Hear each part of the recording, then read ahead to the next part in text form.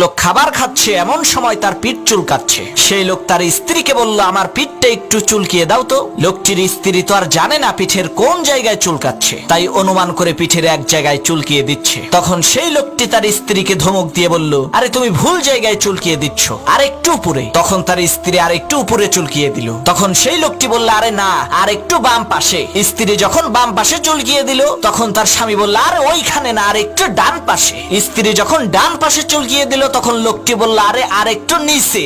এত কথা বলার পরেও স্ত্রীর হাত সঠিক জায়গায় যেয়ে চুলকাতে পারলো না। তখন সেই লোকটির স্ত্রী বলল, নিজের হাত দিয়ে চুলকাও, সঠিক জায়গায় চুলকাতে পারবে, অন্যের হাত কখনোই সঠিক জায়গায় পৌঁছাবে না। ঠিক একই ভাবে আল্লাহর কাছে কিছু চাইতে হলে নিজেই চাও। ভাড়া করা হুজুর দিয়া চাওয়াই কোনো লাভ নাই, সে তো আর জানে না তোমার চুলকানি, তোমার সমস্যা কোথায়।